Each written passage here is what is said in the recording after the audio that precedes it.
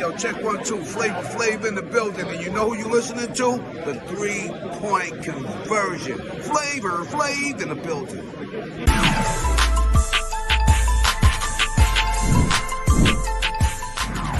Just about taking care of business, taking care of your first two at home, things like that. So in a game like today, you took care of the passing early, got involved that way. Bam took care of things inside. Tyler took care of the bench scoring, and then Vic helped clean things up. How nice and business-like was it the way you guys methodically took care of things tonight and in these first two? It's always nice to win. I think we just did what we were supposed to do at home. We're so talented all the way down our rosters. Everybody's so confident and comfortable whenever they get out there. It's like you can, play tuck at the 5, play tuck at the point. Vic comes in and does what he does. It's really like refreshing and assuring knowing that we got guys that can step up in any and all occasions. Jimmy, you know Joel as well as anybody in there. Are you expecting him to play Friday? Yep.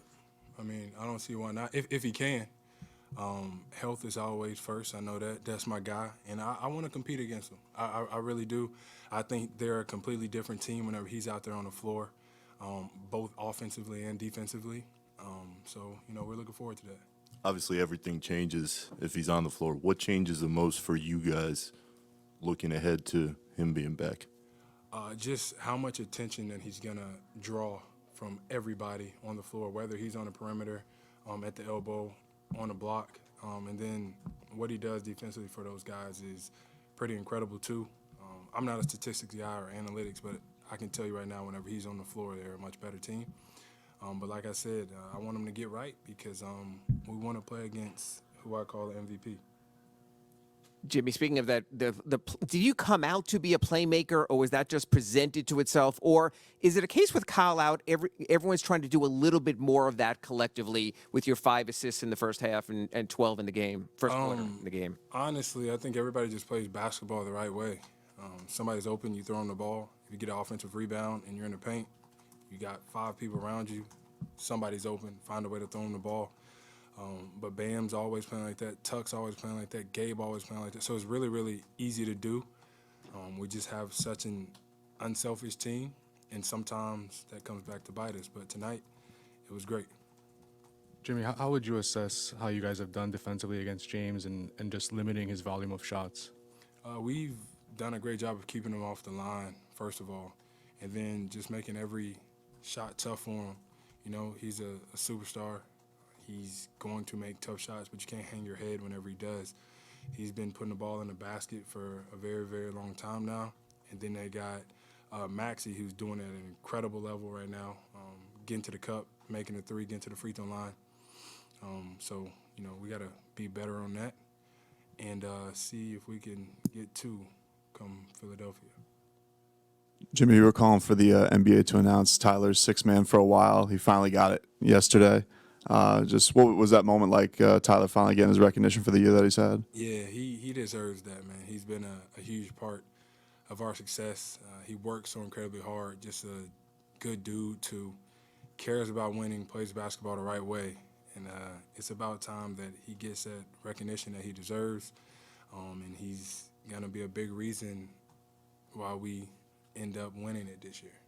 And how much of a surprise was it seeing everybody seemed to be surprised by D-Wade courtside? How much of a surprise was it to you to see him out there and him kind of cheering you guys on? Not a surprise because I got a cell phone, so I get text messages from the guy himself saying, "See you later on." So I wasn't surprised. Jimmy, you've talked about how unselfish this team is and how it's stayed together the whole year. I just want to ask you specifically about P.J. Tucker because you talk about him a lot here. How valuable has he been to you in the leadership of this team? Look, Tuck does everything for us on the floor, and he never complains. He doesn't care about how many shots he gets.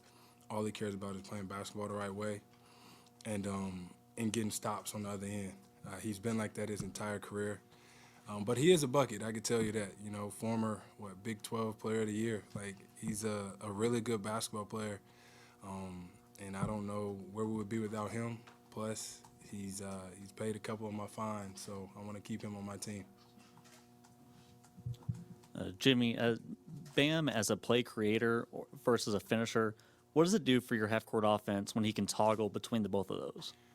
We want Bam to be Bam, and I think Spo says it all the time, and it's funny to me because like you're kind of damned if you do, damned if you don't. If he's being a playmaker, people are saying you want him to score more. If he's scoring a lot, then you want to be a playmaker, and we just always tell Bam, just be you. You know, if you make the right play, you make the right play. If you go get a bucket, you go get a bucket. But I think it helps us because he can do so many things on both sides of the floor, and he's just a smart basketball player, and he always wants to play the right way. And like he's been doing it for so many years now, and he's also a big part of us winning.